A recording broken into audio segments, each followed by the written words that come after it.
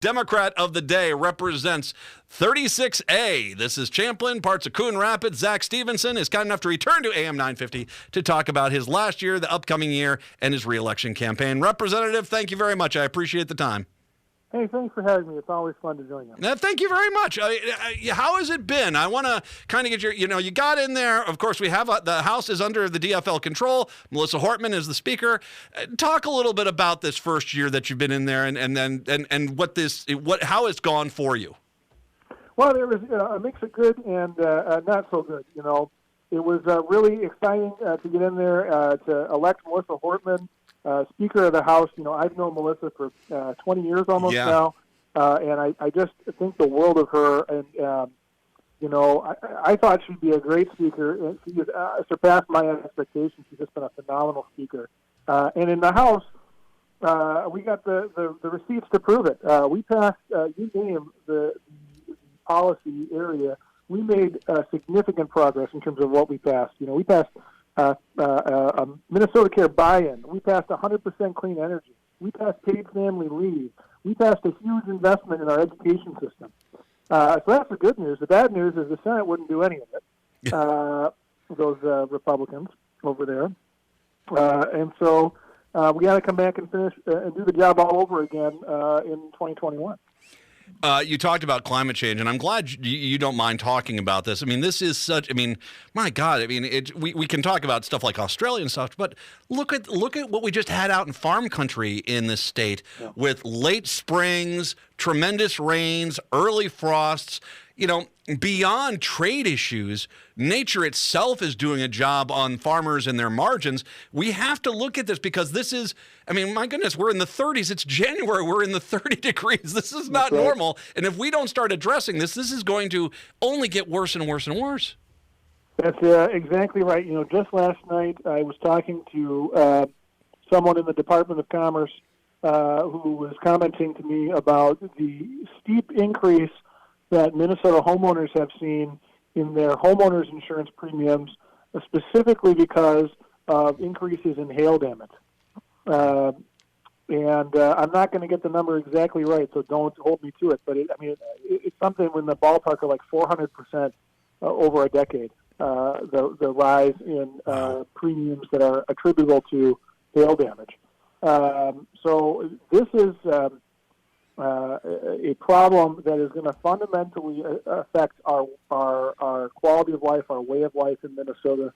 When you think about extreme weather events like the polar vortex, like what you talked about in farm country, all the way to the fact that the range of the common loon will not include Minnesota in 50 years. Wow. We won't have any loons. If you can imagine a more heartbreaking thing than a summer evening on a lake in northern Minnesota without hearing a loon call.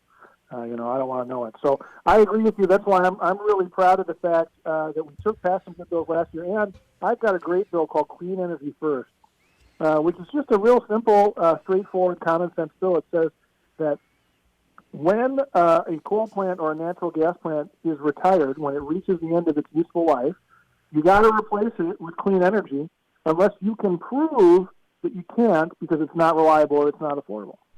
And if you just adopt that very simple premise, you will transition Minnesota to an entirely clean energy system because all of our fossil fuel facilities in Minnesota are scheduled to reach the end of their useful life in the next couple decades. So this is a pretty straightforward, simple idea that makes a big difference on climate change. And I think we have a real shot at getting it done this year because we do have a Republican sponsor in the Senate. So I think we have a real shot at it. One of the things when you bring this up, and I hope you don't mind me elaborating a little bit more on this. You bring up clean energy. I was on the Planning and Zoning Committee in Hopkins for 4 years, and every business wants to do clean energy. If they can put solar panels on their roofs or they can get up a windmill, they want to do so. It's not just businesses, people in farming communities. They want to get this stuff up. There is this desire that hey, if I can generate my own energy off the roof of my house or with a windmill, let's do it. And including in Republican-held areas, and it's just this idea that we cannot get these kind of common sense bills passed, like Clean Energy First. That just is, it doesn't make any dang sense to me because I've talked to tons of conservative business owners, they all love clean energy. They really do. Well, yeah, and it's not just people who want to put small stuff on their roof. It's huge businesses too. 3M, Best Buy, a lot of these groups have made commitments to it. And let me tell you, if you allow me to get just a little bit nerdy right now, but I think this is really interesting. So the state's largest consumer of power right now is the oil refinery, Flint Hills Refinery. They consume about 150 megawatts a year of power. You might have read in the paper that Google wants to build a data center up in Becker, Minnesota, where the coal power plant, Sherco, is shutting down. When that data center, I don't think people appreciate how big that data center is going to be. When it's done, it will consume 600 megawatts of power. So it's going to be 4 times the power consumer of the state's largest power consumer, 4 times the power consumer of an oil refinery. Okay, and why am I mentioning this? Because Google insisted. The reason why they were willing to come to Minnesota was because Xcel promised them 100% clean energy. They would not have come here but for that promise. That's well, and first of all, it's a fantastic promise to make. But it's exactly, it just businesses want this, and even with and on a national level, not necessarily a local level, you have an administration who's doing everything in their power to try to prop up coal and gas, and we're seeing coal plants fail across the country because people want to move away from it, and I think it boggles the mind. Bloomberg News reported this summer that this is a really astonishing statistic. The cost of building new wind, dipped below the cost of existing coal on a kilowatt-hour basis. In other words, it's cheaper to build a bunch of new windmills than it is to run an existing coal plant. That's really astonishing when you stop and think about it. If you were a utility owner, and I said, I gave you 2 options. I'm going to give you for free a coal plant. You just got to operate it. Or you got to build your own windmills and operate them. You would, 10 times out of 10, the rational thing to do would be to pick the windmills because it's cheaper. Oh, yeah. And by the way, watch out, though. Air cancer, wind cancer. That's right.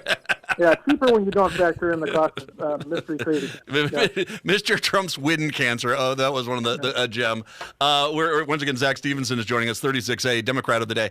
I want to get into what you're looking for in 2020 here, but also you've been working on robocalls, right? That's right. So I have a bill that I propose this fall. It'd be the nation's toughest ban on robocalls. The Department of Commerce did an analysis showing that through September, so through 3 quarters of 2019, the average Minnesotan had received 58 of these things. I know everyone's really annoyed by them, but they're not just an annoyance. They're a huge source of fraud because, some of these scams, people are being taken advantage of. The city of Eagan, the police chief there said that they had resulted in $500,000 worth of fraud in that city just in 2019. And it's our vulnerable populations, our senior citizens, who are getting taken advantage of here. So we got to protect them. So my bill just basically forces the telecom companies to implement the latest and greatest robocall blocking technology. The good news is that the technology exists to allow the telephone company to see that one of these fraudulent calls is coming to your phone and block it before your phone even rings. And the reason why I know the technology exists is because some of the telecoms will allow you to have that technology for the low cost of $3 a month. Well, I think that's absurd. Your bank doesn't charge you an extra $3 a month to protect your card from debit card fraud, right? Yeah. You shouldn't have to pay extra for the privilege of not being defrauded. That should just be part of of what it is to be a telecom provider in Minnesota, and they should block those calls. So that's my bill, and I think we're going to have good progress on it this year. And by the way, a fantastic signing bill. I like that one a lot. Obviously, your district in 36A, Champlin, parts of Coon Rapids, we've talked about this in the past, the growth there. You want to do it right. I mean, it is part of the metro area, very friendly. Champlin, just such a cute. Coon Rapids got a lot of cute areas as well. You've got the rail transit in there. You've got a lot of people coming in. The development there, you want to make sure you're doing that all right. So what are you looking forward to trying to bring to your district coming up in the next year? Yeah, well, infrastructure is a very important issue in my area. we have some really serious road and bridge issues up here that I'm working on to try and make sure that people aren't spending all their time stuck in traffic. They can actually spend time with their families and their kids.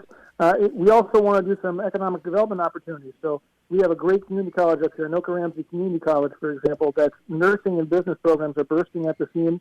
I have a bill to expand that program. Nice. They actually made it into the governor's bonding bill, so I'm feeling pretty optimistic about our ability to do that. So there's a lot of good stuff going on up here, and I tell you, any of your listeners, your progressive listeners who are looking for a place to buy, now a better place than Champlin and Coon Rapids. We're real friendly. Well, and hopefully, and it'd be nice. It does sound like we can get Democrats in the Senate. We might actually get that line, the North Star commuter rail, all the way up to St. Cloud, which would also be a boon. Yeah, be a great boon up there. I think it really would, and I mean the entire corridor would benefit from that. So here's hoping we can get some of these common sense bills passed. And I love, by the way, the robocall bill and the Clean Energy First bill.